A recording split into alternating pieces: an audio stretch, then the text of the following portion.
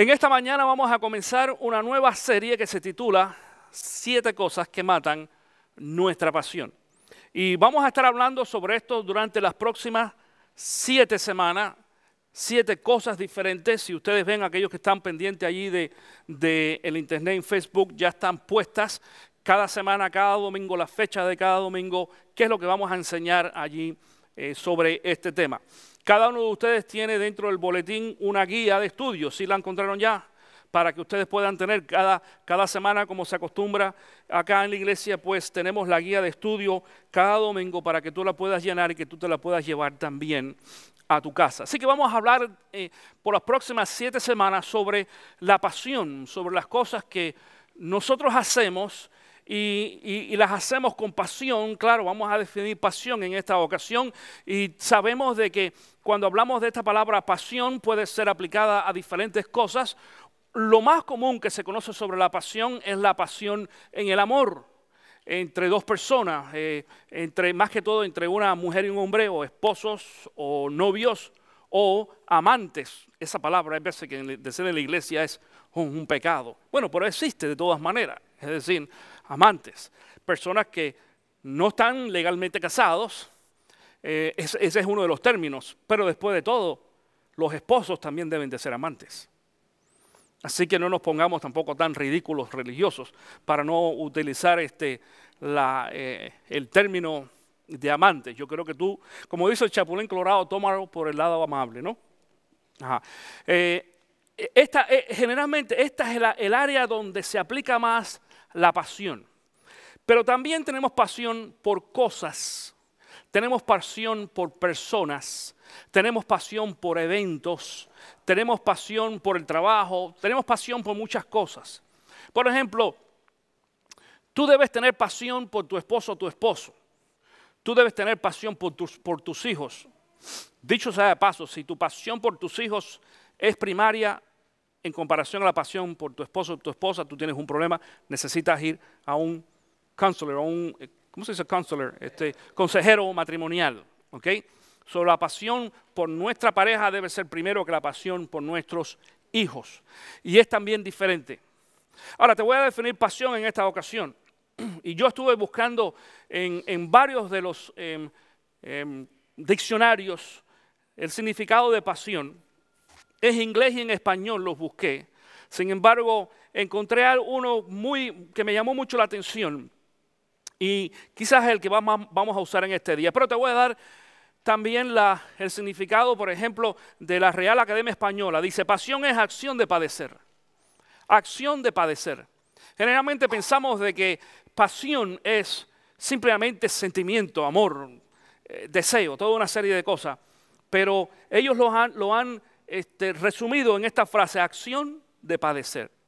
Pero sin embargo, buscando en un diccionario cristiano, dice, entusiasmo que se pone en algo que se hace o se define, sufrimiento muy intenso, especialmente el de Jesucristo desde su detención por parte de las autoridades judías hasta su muerte en la cruz. Por eso es que la película que vimos tú y yo hace unos años atrás sobre la historia de la muerte de Cristo se llama La Pasión de Cristo. La pasión. Y esa es la definición que nosotros vamos a usar en el día de hoy. Pasión es algo por lo que eres capaz de dar tu vida. Escríbelo ahí en tus notas porque hay un espacio que tienes para llenar en blanco. Pasión es algo por lo que eres capaz de dar tu vida. Ahora, no quiero que confundas esta frase en esta mañana, escúchame. Cuando hablamos de dar tu vida no quiere decir de morirte por las cosas. Es de entregar la vida. Cristo murió, Cristo la entregó al nivel de morir literalmente, físicamente por nosotros. Pero en esta mañana esto no es lo que vamos a estar enfocando. Estamos enfocando dedicar nuestra vida a algo. Eso es pasión. Es decir, cuando tú eres capaz aún de renunciar a ciertas otras cosas y te dedicas a algo específicamente porque te gusta, porque te apasiona. Te voy a poner un ejemplo. Hay algunas personas que les gusta hacer cierto trabajo y quizás ese trabajo no le pagan bien, pero le gusta, lo disfruta, le apasiona. Y a lo mejor te han hecho ofrecimiento en otro lugar para ir a trabajar, pero aquel otro trabajo que te paga más no es lo que te gusta hacer. Y en muchas ocasiones, atención con esto, en muchas ocasiones hay personas que aceptan ciertos trabajos por más dinero y tú ves que en el resto de su vida estas son gente que andan viviendo una vida miserable porque no les gusta lo que están haciendo, no lo disfrutan porque no hay pasión. Sin embargo, cuando hay pasión en las cosas que tú haces, cuando a ti te gusta, cuando tú los disfrutas, no hay plata en el mundo, no hay dinero en el mundo que te puedan pagar para tú poderlo hacer. Hace muchos años aprendí este dicho que dice, si yo pudiera trabajar en lo que a mí me gusta, sería una bendición. Pero si encima de eso me pagan, la bendición es todavía mucho más grande. Pero en algunas ocasiones hay personas que harían algunas cosas aunque no le paguen. Tú me has escuchado decir en muchas ocasiones de que yo no predico por un salario. A mí la iglesia me paga un salario por hacer trabajo pastoral durante la semana. Pero yo siento pasión por lo que yo hago, por enseñar, por poder predicar, por llevar el mensaje de salvación a otras personas. Y no quiero sonar más espiritual ni nada por el estilo que las demás personas. Me gusta, me agrada, lo disfruto. Lo disfruto desde que empiezo a preparar mis notas, lo disfruto desde que hago los materiales que ustedes reciben allí en sus boletines, lo disfruto desde haciendo el arte que ustedes están viendo en la parte de atrás en las pantallas y el que sale allí también en el internet. Yo no tengo, ojalá tuviera un equipo de personas que hiciera todo esto, pero lo hago yo todo. Y lo hago no porque quisiera, sino porque no tengo otra persona a la cual yo pueda delegar este tipo de trabajo. Sin embargo, lo disfruto. Y es muy común de que tú llames a mi casa a las 2 o las 3 de la mañana y me vas a ver trabajando en mi oficina. La secretaria de esta iglesia, gracias a Dios, es nocturna también y me contesta los emails a las 2 de la mañana y a las 3 de la mañana, aunque no lo crean. Curioso, estuvo en el hospital anoche y anoche estaba allí a las 2 o las 3 de la mañana también en el internet. Eso es bueno, qué bueno que se puede al menos poner ahí al día conmigo en la madrugada. No todo el mundo trabaja de madrugada, yo soy más de noche que de día. Pero lo disfruto. ¿Por qué? Porque hay algo que se llama pasión que uno pone en las cosas que uno hace. Y eso pasa con la familia, y eso pasa con el trabajo, y eso pasa en muchos ámbitos. En el día de hoy ha habido un grupo de gente apasionada. ¿Dónde están? En Nueva Orleans. Sí, es cierto, aquí están un buen grupo, es cierto que sí. Aquí hay un buen grupo en la iglesia, los apasionados por el Señor están aquí hoy. Pero hay otros que, un grupo de venezolanos específicamente, cristianos y no cristianos, apasionados por esta situación política en Venezuela, que han sido capaces de pagar miles de dólares para ir a votar allá. Dice aquí que para que gane Chávez, muchacho. No le vayas a poner la cara a este hombre en el internet porque lo van a ir a andar buscando por ahí, por Ocala. Pero la pasión lleva a eso, la gente no se mide, inclusive. Mira, cuando tu pasión es más intensa, y hay que tener cuidado con esto. No te dejes solamente llevar por la pasión, ¿ok? La pasión necesita tener cierto balance y cierto control. Porque hay veces que estamos tan apasionados de las cosas que no medimos, por ejemplo, el peligro, las consecuencias y muchas de las cosas que pasan a nuestro alrededor. Tenemos que tener también cuidado con eso y de eso vamos a hablar a través de las próximas 7 semanas. Sin embargo, el subtítulo de la enseñanza de hoy, acuérdense, la serie se titula 7 cosas que matan nuestra pasión, pero el subtítulo en el día de hoy es un propósito no definido. Esa es la primera cosa que va a matar nuestra pasión, un propósito no definido, y de eso es de lo que vamos a hablar en esta ocasión. Entonces vamos entonces a definir la palabra propósito. ¿Qué cosa es un propósito? Y tú tienes ahí, yo creo, también espacio para poder llenar un espacio en blanco y dice, propósito es, esto es lo que dice la Real Academia Española, propósito, ánimo o intención de hacer o de no hacer algo. Ánimo o intención de hacer o de no hacer algo. Y algunos de ustedes digan, pero ¿cómo que no hacer? Claro, si hay gente que el propósito de ellos es no hacer nada. No sé si tú no lo sabes. ¿Seguro? En este país hay muchos de esos. Chacho.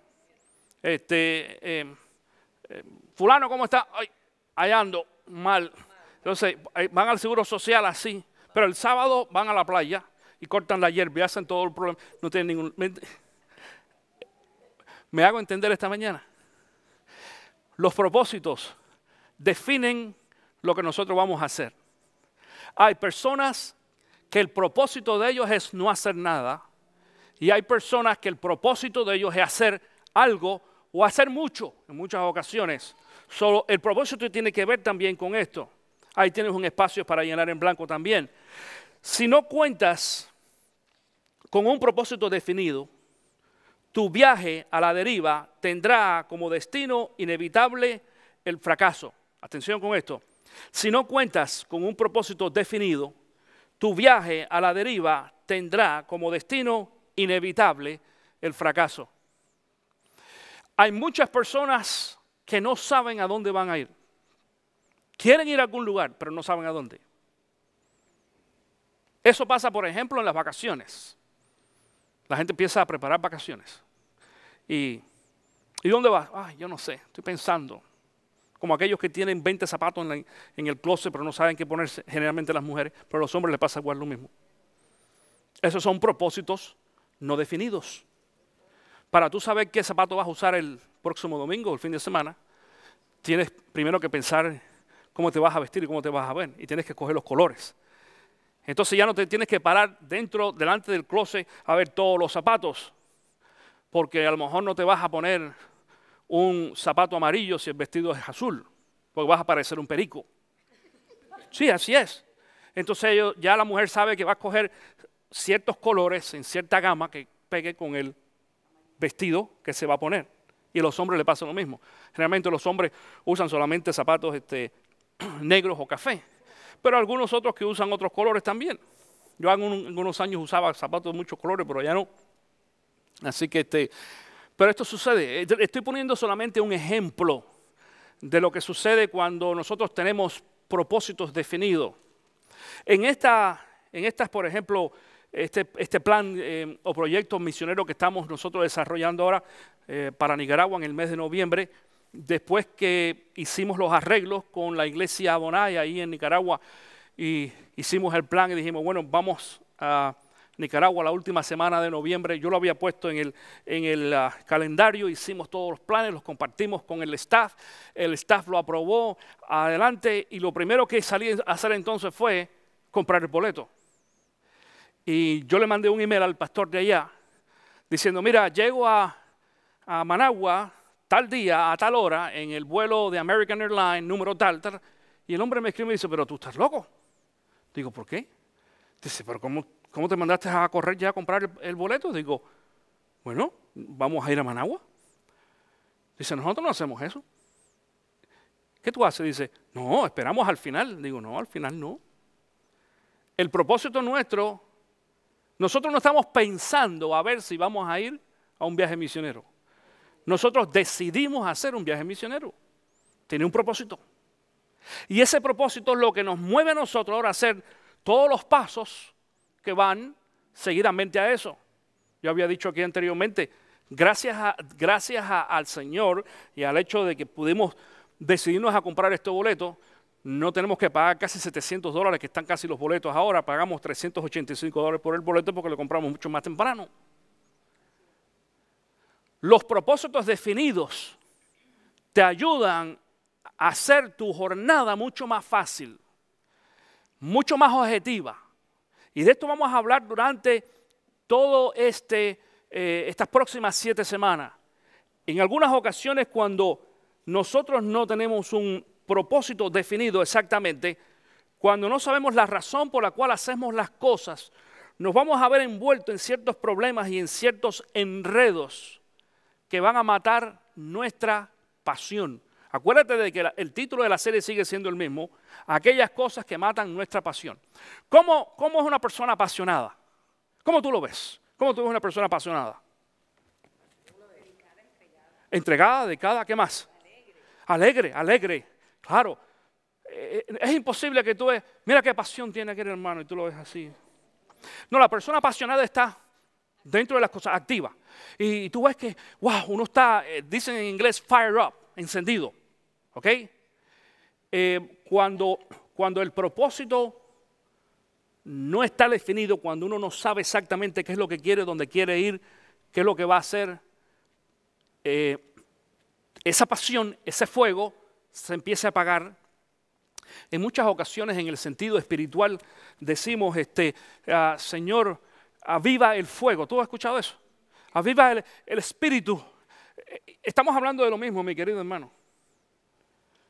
Estamos hablando de lo mismo sin darle un matiz espíritu flautico en esta mañana. Porque algunas personas lo quieren presentar demasiado espiritual y esa parte espiritual también va a estar controlada y balanceada con la parte emocional.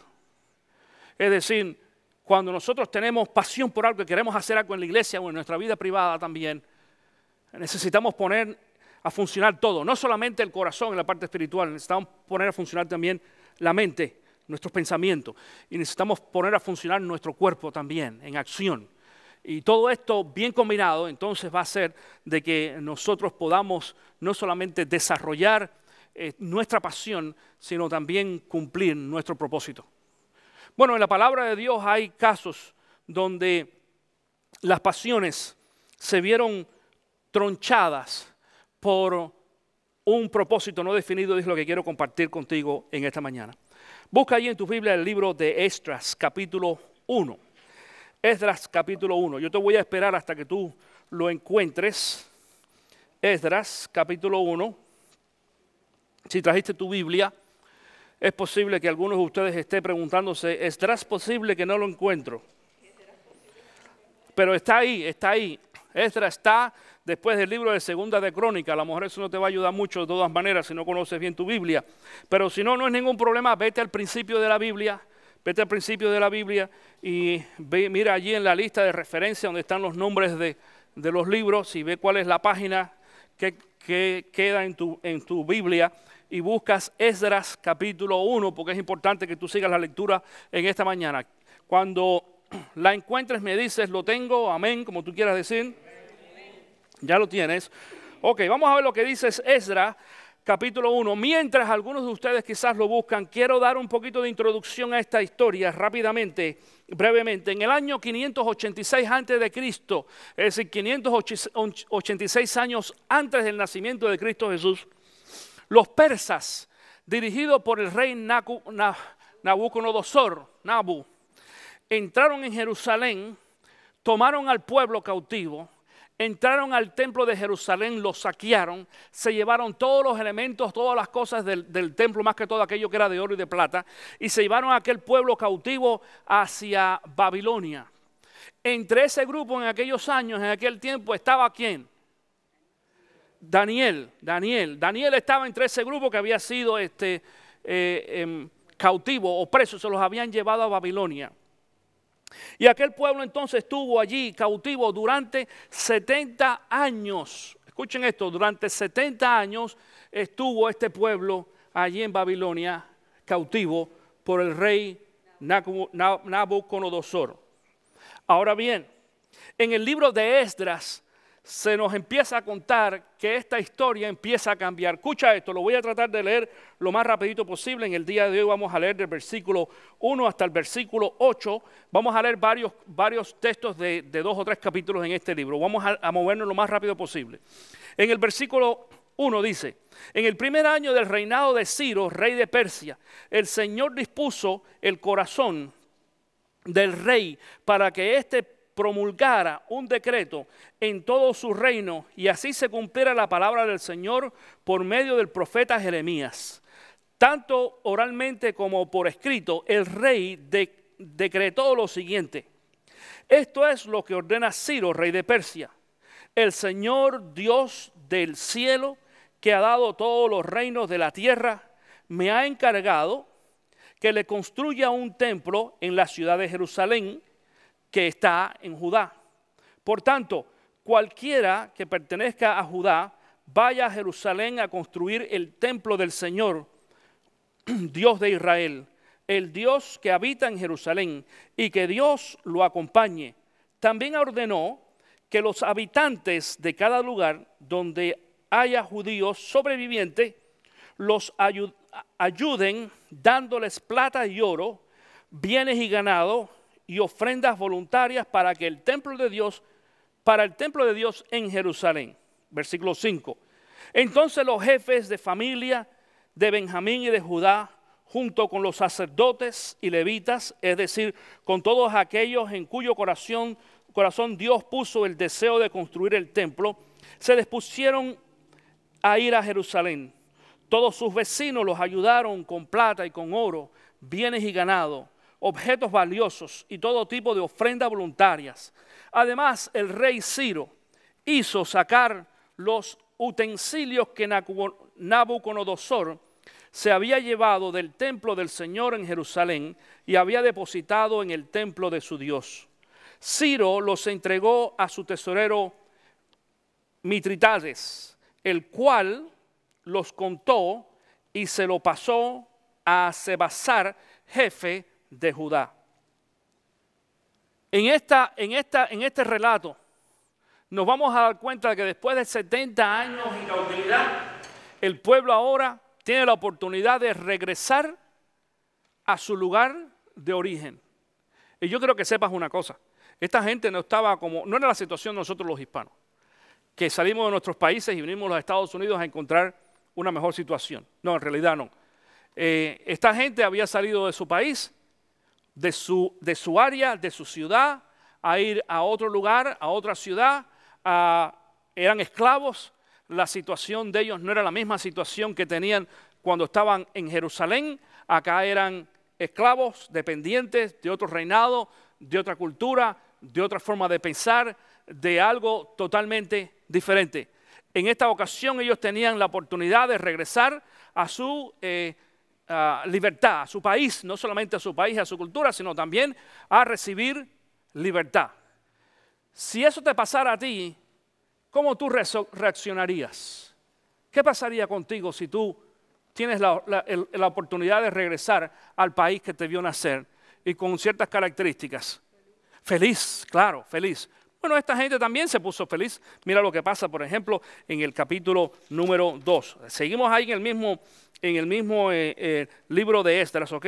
Capítulo número 2 ahora, en el versículo 68. Dice esto: cuando llegaron al templo del Señor en Jerusalén, algunos jefes de familia dieron donativos para que se reconstruyera el templo del Señor en el mismo sitio. De acuerdo con sus capacidades económicas, dieron para la obra de construcción 488 kilos de oro, 2.750 kilos de plata y 100 túnicas sacerdotales. Los sacerdotes, los levitas y algunos del pueblo se establecieron en Jerusalén, y en tanto que los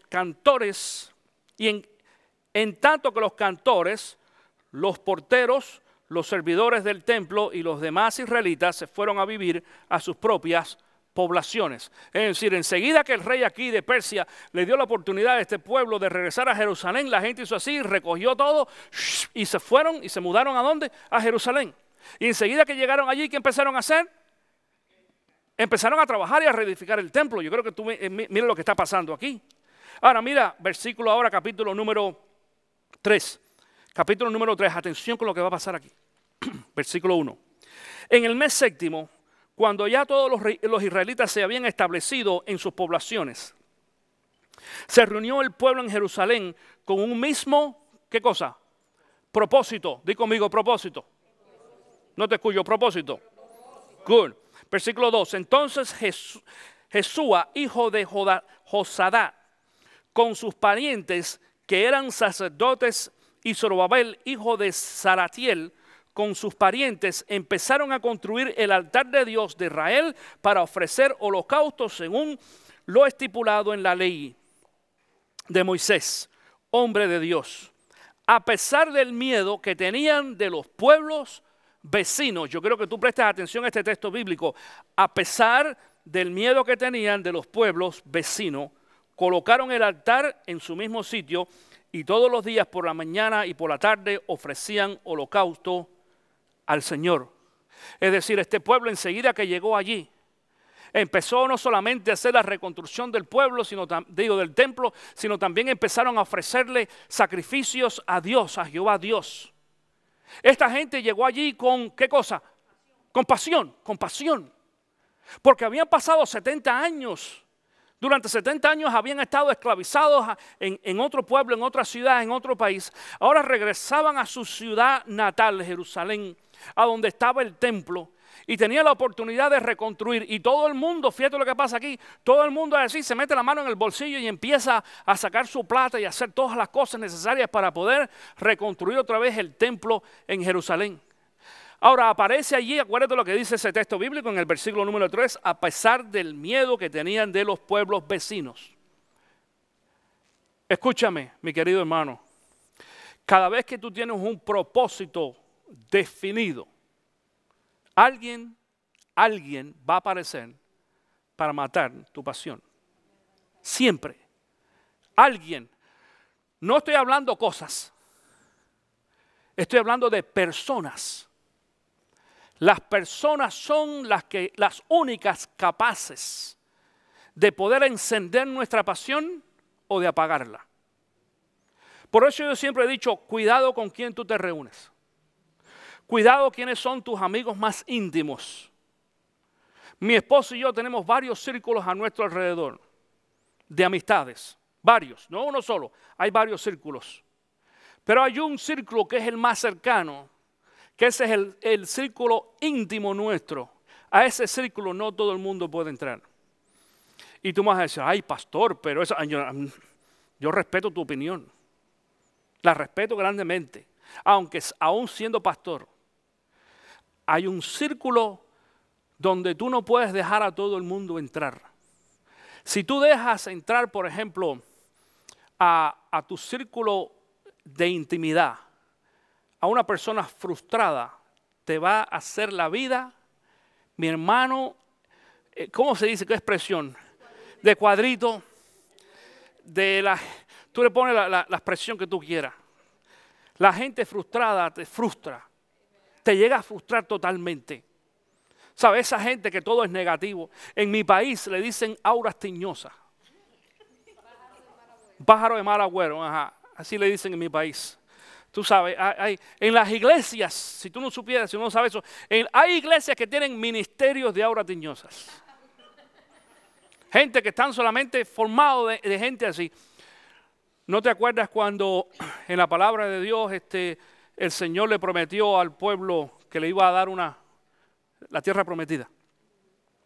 Y entonces mandaron allá a los espías. ¿Te acuerdas de los espías? ¿Y cuántos fueron? 10. Y los primeros que vinieron diciendo, ¿qué dijeron? Habían gente gigante, gente muy grande. Y eso no fue lo que ellos fueron a investigar. Lo que ellos fueron a investigar no era si la gente era grande o chiquita. Era si era cierto de que había una tierra allá que Dios estaba prometiendo, si era cierto que existía. Pero aquella gente vino, eso eran la gente negativa, la gente frustrada. Todo lo que ven es problema y problema y problema. Pero vinieron 2 que dijeron, sí hay gente grande, pero ¿cuál es el big deal? Josué y Caleb. Y esa es la tierra que Dios nos está prometiendo y nosotros vamos a ir a obtener esa tierra. Entonces, fíjate lo que está pasando. 2 solamente vinieron con una mentalidad positiva. Esa mentalidad positiva hizo que un pueblo completo pudiera entrar a lo que se conoce como la tierra prometida. Que en este momento ahora es Jerusalén, porque estamos hablando de muchos años, aún antes del relato que estamos contando ahora. Entonces tenemos que tener mucho cuidado a quién dejamos dentro de nuestro círculo de intimidad. Porque hay personas que van a cambiar, van a afectar, afectan nuestras emociones, afectan nuestro espíritu y en muchas ocasiones llegan a afectar hasta nuestra relación con Dios. Porque dicho sea de paso, estamos hablando, hermanos, de gente cristiana. No estoy hablando de personas que son del mundo. Estoy hablando de gente que son cristianas. Gente que en alguna ocasión han dado testimonio, que han sido bautizados, que van a la iglesia. Algunos inclusive que tú dices, oye, esta gente son de los cristianos buenos que necesitamos. No siempre, desafortunadamente, no siempre. Yo no quisiera tenerlos conmigo. Yo he aprendido a ser muy cuidadoso a la hora de escoger líderes. En esta iglesia hubo una familia que no está aquí y y fueron a esta iglesia diciendo, nosotros éramos líderes en CC Vida, y cuando el pastor me preguntó, no, ellos nunca fueron líderes, ellos eran miembros de la iglesia. Líder no. Parte del staff mío, no. No, porque el staff sabe que yo soy muy cuidadoso a la hora de escoger personas que sean parte del staff. Personas deprimidas, parte del staff, te deprimen. Y yo no tengo ningún problema. Hay personas que tienen problemas de depresión crónica, hermanos. Yo sé que usted, no vayas a pensar de que la depresión, como mucha gente piensa, es cuestión de Satanás o un demonio. No. Hay personas que tienen problemas de depresión, tanto por problemas emocionales, desbalances químicos, muchas otras cosas. Pero con todo y eso, tenemos que tener cuidado el no escoger a personas que tengan problemas de depresión, porque así es que va a funcionar el ministerio o lo que tú le des. ¿Te imaginas un piloto deprimido? ¿Tú te montarías en un avión si tú sabes que el piloto está deprimido? Ay, papá. Mira, te digo una cosa, que el avión va así. Y tú sabes que hay algo así que te sube, que te baja cuando eso pasa en los aviones. Si los pilotos, si las compañías aéreas tienen mucho cuidado a quién escogen para manejar sus aviones, nosotros también tenemos que tener mucho cuidado a quién escogemos para manejar la iglesia. Así tiene que ser. Bueno, esta gente se enfrentó a esa situación porque iban con tremenda pasión, pero sabían que había ahí un grupo de gente que eran sus enemigos y dice que tenían miedo de ellos. Esdras capítulo 4. Muévete ahora al capítulo 4. Mira lo que dice en el versículo número 1. Cuando los enemigos del pueblo, ¿cuando los qué? Di conmigo, enemigos. Cuando los enemigos del pueblo de Judá y de Benjamín se enteraron de que los repatriados estaban reconstruyendo el templo del Señor, Dios de Israel, se presentaron a Zorobabel ante los jefes de familia y les dijeron, permítanos participar en la reconstrucción, pues nosotros, al igual que ustedes, hemos buscado a su Dios y le hemos ofrecido holocausto desde el día en que Esarhadón, rey de Asiria, nos trajo acá. ¿Qué espiritual es esta gente? ¿Qué gente más espiritual? Son los enemigos. Tú tienes que aprender a identificar a tus enemigos. En alguna ocasión, en algunas conferencias yo pregunto, ¿algunos de ustedes tienen enemigos? Y hay gente que dice, yo no tengo enemigos. Digo, tienes un problema. El problema no es que tengas o no tengas, el problema es que tú no sabes quiénes son tus enemigos. Pero mi querido hermano, dice la palabra que todos nosotros tenemos enemigos. No quiere decir de que estemos peleándonos con la gente todo el tiempo, eso no es lo que estamos preguntando. Pero todos tenemos enemigos. El diablo es nuestro primer enemigo, pero el diablo no se va a presentar vestido de diablo, de rojo, con unos tarritos y un tridente. El diablo no hace eso. El diablo se presenta a través de otras personas que vienen a ser tus enemigos. Pero atención a esto. Como no se van a aparecer con los tarritos y el tridente, se van a aparecer entonces como parte de los tuyos. Y esta gente se apareció allí, eran los enemigos, pero se aparecieron de una forma muy espiritual. Nosotros también queremos adorar al Dios de ustedes. Nosotros también queremos ser parte de la edificación del templo, porque chicos, desde que ustedes se fueron, como hemos extrañado la iglesia, desde que ustedes se fueron, ya no era la misma música ni nada por el estilo. Y ahora que ustedes regresan, nosotros queremos ser parte de la iglesia de ustedes. Miren lo que pasa aquí. Versículo número 3. Pero Zorobabel, Jesuá y los jefes de las familias de Israel le respondieron, no podemos permitir que ustedes se unan a nosotros en la reconstrucción del templo de nuestro Dios. Nosotros solo nos encargaremos de reedificar el templo para el Señor Dios de Israel, tal como lo decretó Ciro, rey de Persia.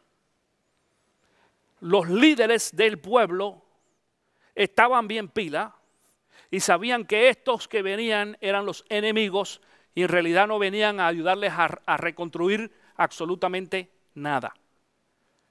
Mi hermanito, eso pasa en las iglesias también. Eso nos ha pasado a nosotros aquí y ustedes lo saben. Mira lo que pasa ahora en el versículo 4. Estos son los espirituales. Mira lo que pasa ahora con los espirituales. Entonces los habitantes de la región comenzaron a desanimar e intimidar a los jefes de Judá para que se abandonaran la reconstrucción. Y hasta llegaron a sobornar a algunos de los consejeros para impedirles llevar a cabo sus planes. Esto sucedió durante todo el reinado de Ciro, rey de Persia, y hasta el reinado de Darío, que también fue el rey de Persia. Es decir, cuando aquel grupo llegó allí y dijo, nosotros queremos ser parte de la reconstrucción del templo, y esta iglesia o este grupo de líderes le dijo, no, nosotros lo vamos a hacer, gracias, nosotros lo vamos a hacer. Qué bueno que ustedes son muy espirituales y muy amables y todo lo demás, pero hay veces que uno tiene que ser político. ¿Tú entiendes cómo es eso? Uno tiene que ser que cuando los enemigos se te acercan, o cuando la gente que no realmente es tu amiga, atención mi querido hermano, no todo el mundo que está a nuestro alrededor, y no queremos hacer esto negativo en el día de hoy, pero no toda la gente que se nos acerca, desgraciadamente, tiene las mejores intenciones con nosotros. Y en el mundo en que nosotros vivimos, tenemos que enseñarle también a nuestros hijos de que hay personas que, como dice el Chapulín Colorado, se aprovechan de mi nobleza. ¿Tú has escuchado eso? Se aprovechan de la nobleza de uno. Y se aprovechan de la nobleza de los cristianos también. Y los cristianos tenemos que aprender a ser fuertes en algunas ocasiones. Viene a mi mente ahora ese texto bíblico donde dice de que Jesús una vez llegó al templo. ¿Tú te acuerdas de eso? Y dice que había allí formado todo un tianguis o un suarmino, un mercado. Y dice que Jesús se agachó y agarró del piso una soga. Esto dice, mucha gente obvia ese texto bíblico, pero el texto completo dice que Jesús se agachó y agarró una soga que había en el piso. Y hizo, no estaba hecho, hizo un látigo. ¿Sabes lo que quiere decir eso? El proceso es coger la soga y deshilarla toda, mientras él veía aquello. Y estaba pensando en qué es lo que estaba pasando. Y cuando la deshiló empezó a tejerla otra vez. Y al final, para que se pudiera hacer un látigo, hay que hacerle un amarre especial con unas plumitas para que los pelos de la soga suenen. Eso quiere decir. Y después que Jesús hizo el látigo, hizo así. ¡Fua! Y dice que acabó con las mesas. El texto bíblico no dice de que Jesús le dio latigazo a nadie. Pero yo me voy a atrever a decir en este día de que si alguien se le hubiera atravesado a Jesús adelante, hubiera corrido, agarrado a alguno de los latigazos del Señor. Claro, lo que pasó fue que se mandaron a correr, por eso fue de que no. Y tú vas a ver el carácter de Jesús en aquella ocasión, porque Jesús tenía bien claro en su mente cuál era el propósito del templo del Señor. Y él lo dice en ese texto bíblico. Dice, porque la casa de Jehová, ¿qué cosa es? Casa de oración será. Eso es un propósito. Cuando nosotros no tenemos un propósito definido, específicamente, cualquiera viene y nos envuelve, nos hace un trapo. Y bueno, llegaron allí, y como pasa en muchas ocasiones, hay iglesias que se convierten los fines de semana en el bingo. ¿No sabías? Y ponen inclusive hasta el cartel afuera. Bingo, sábado a las 7 de la noche, ven. Y hay más gente va al bingo que el domingo por la mañana, al servicio en la iglesia. En serio. Perdemos la perspectiva del propósito de las cosas. Este pueblo, en esta ocasión, le sucedió exactamente lo mismo. Cuando llegaron allí, empezaron a trabajar y empezaron a poner de sus bolsillos y empezaron a reconstruir el templo. Y dice que lo primero que reconstruyeron fue el altar, es decir, el altar quiere decir lo principal para empezar a tener los servicios. ¿Tú entiendes? Vamos a pensarle que este es el templo, esta es la iglesia, ¿ok? Y pues empezar a reconstruir el lugar donde nos vamos a reunir. Pero eso no es suficiente, hay que reconstruir el resto del edificio y el parqueo y algunas otras cosas más que nos hacen falta. Y entonces en medio de esto llegó este grupo espíritu flático a mezclarse allí y empezó a meterle ideas, y como no los aceptaron, claro, si lo aceptan, yo creo que tú entiendes, si los líderes del pueblo aceptan a estos, los enemigos, a que les ayude a reconstruir el templo, ¿tú sabes qué iban a hacer? Iban a poner un ladrillo de cemento y uno de cartón, porque los enemigos empiezan a meter cizaña y problemas en la iglesia.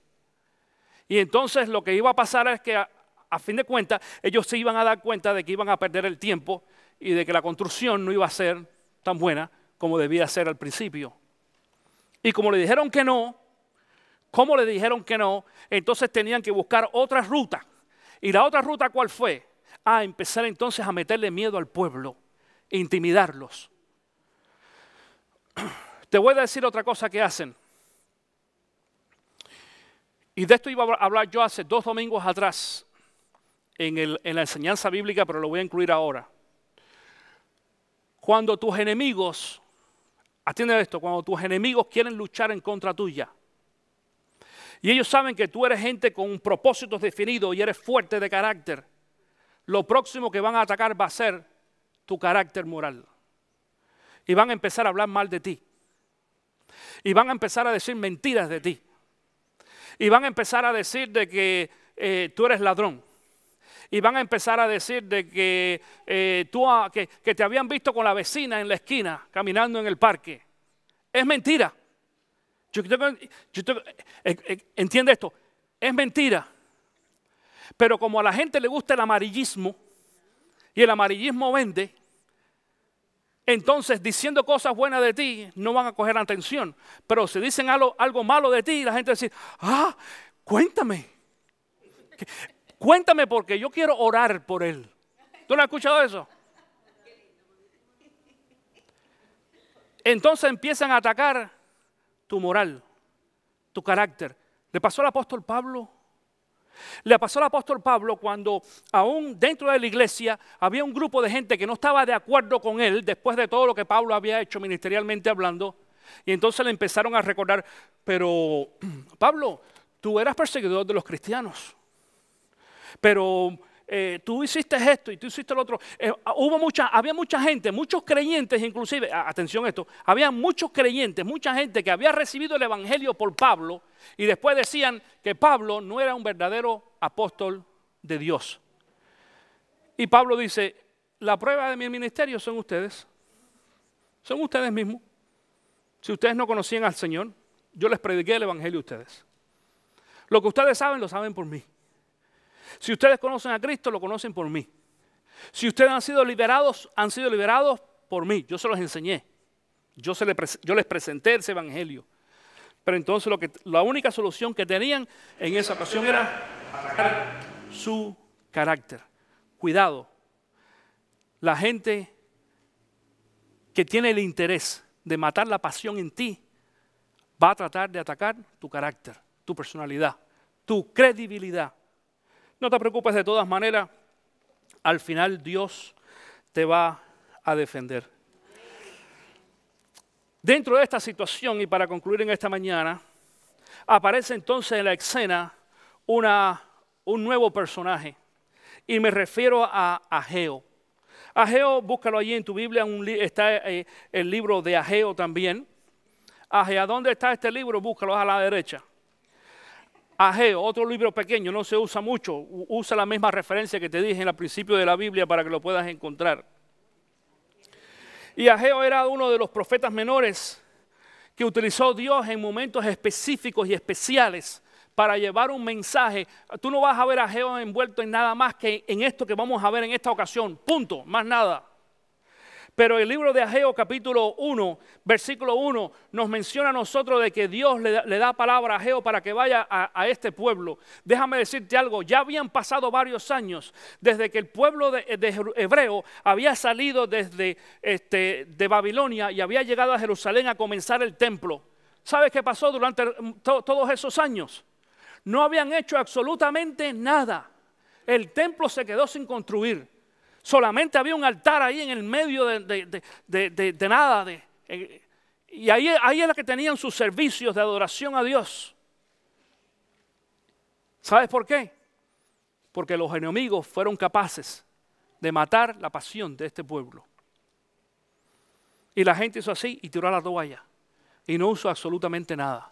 Y llega Ageo, dice, el primer día del mes sexto del segundo año del rey Darío, vino palabra del Señor por medio del profeta Ageo a Zorobabel, hijo de Salatiel. Dice, gobernador de Judá. Y al sumo sacerdote Josué, hijo de Josadac. Así dice el Señor Todopoderoso, este pueblo alega que todavía no es el momento apropiado para ir a construir la casa del Señor. Escucha esto, porque se volvieron, además de eso, se volvieron espirituales. Tú no has estado con gente que dice, vamos a hacer un proyecto, vamos a hacer este proyecto de misiones. Y esto es lo más común en muchas iglesias. Nosotros aquí no presentamos nada delante de la iglesia. Nosotros resolvemos los problemas con el ministerio, con el staff ministerial. Y compartimos con la iglesia las decisiones del staff ministerial. Porque desafortunadamente, cuando le damos cabida a todo el mundo, vamos a ver 20,000 opiniones en la iglesia. Y una de las opiniones es de aquellos que dicen, bueno, pastor, vamos a orar a ver si el Señor quiere que nosotros vayamos a Nicaragua. Digo, busca en tu Biblia Mateo capítulo 28 para que tú veas que dice el Señor, ir por todo el mundo y predicar el evangelio a toda criatura, punto. No, ir por todo el mundo, ya te lo dijo. Ya, no hay para eso no hace falta orar. Para predicar no hace falta orar. Para evangelizar no hace falta orar. Para hacer proyectos en la iglesia que enriquecen la iglesia no hace falta orar. Vamos a orar, escucha, vamos a orar para que Dios nos ayude en el proceso de hacer esas cosas. Pero no para tomar la decisión de si Dios quiere que nosotros hagamos algunas cosas. Por eso hay muchas iglesias que nunca jamás hacen absolutamente nada. Y este pueblo, cuando llega allí a Ageo, el Señor le dice a Ageo, mira, dile a esa gente que ya estoy cansado de estar escuchando que todavía no es tiempo de edificar el templo. Todavía no. Versículo 3. Dice, también vino estas palabras del Señor por medio del profeta Ageo. ¿Acaso es el momento apropiado para que ustedes residan en casas techadas mientras que esta casa está en ruinas? Atención con esto. Así dice ahora el Señor Todopoderoso. Reflexionen sobre su proceder. Ustedes siembran mucho, pero cosechan poco. Comen, pero no quedan satisfechos. Beben, pero no llegan a saciarse. Se visten, pero no logran abrigarse. Y al jornalero se le va su salario como por saco roto. Así dice el Señor Todopoderoso. Reflexionen sobre su proceder. Vayan ustedes a los montes, traigan madera y reconstruyan mi casa. Yo veré su reconstrucción con gusto y manifestaré mi gloria, dice el Señor. Ustedes esperan mucho, pero cosechan poco. Lo que almacenan en su casa, yo lo disipo de un soplo. ¿Por qué? Porque mi casa está en ruina, mientras que ustedes se ocupan de la suya, afirma el Señor Todopoderoso.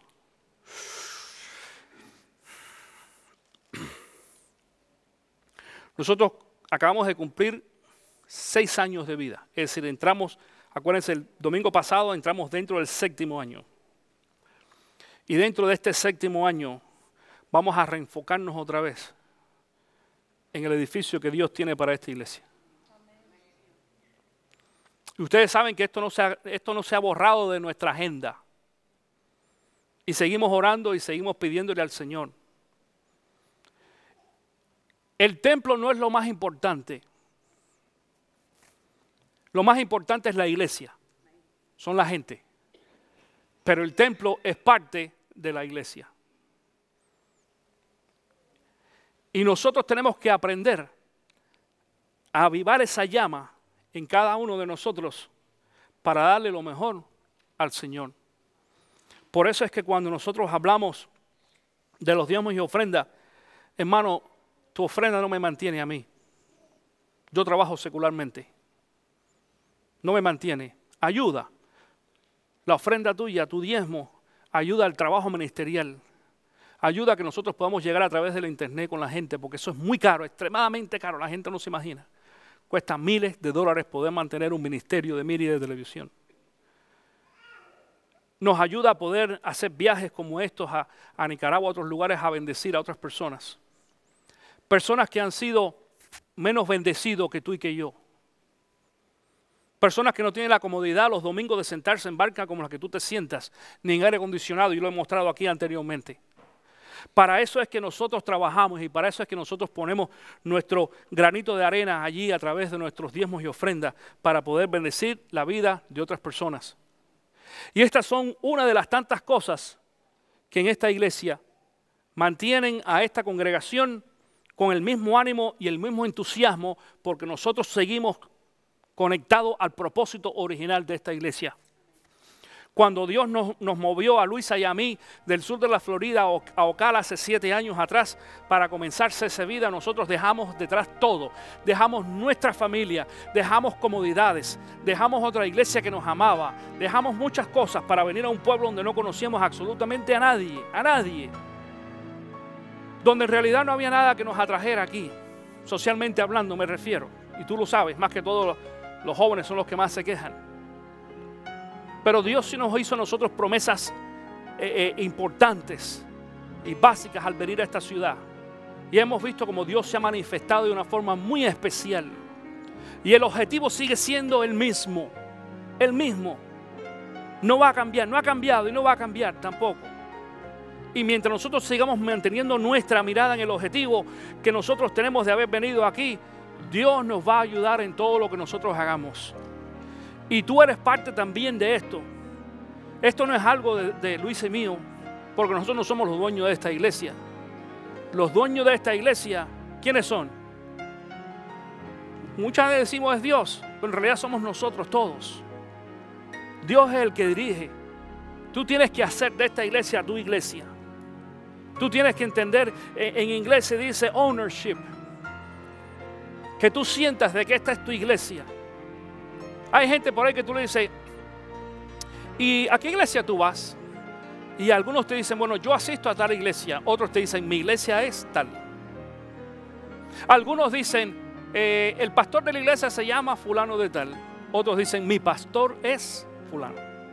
Hay una diferencia, yo creo que tú entiendas, hay una diferencia en eso. Cuando yo escucho la respuesta de esa gente, yo sé si esa persona pertenece o no en realidad a esa iglesia. Hay muchos que son miembros en libros, pero su corazón no está en esa iglesia. Eso es lo que sucede. Tu corazón necesita estar aquí. Y tu pasión necesita estar aquí también, conectada con la nuestra. Y tú tienes que ser también parte del mismo objetivo. Eso es lo que se llama en la iglesia unidad. Unidos todos en un mismo objetivo para cumplir lo que Dios nos ha dado.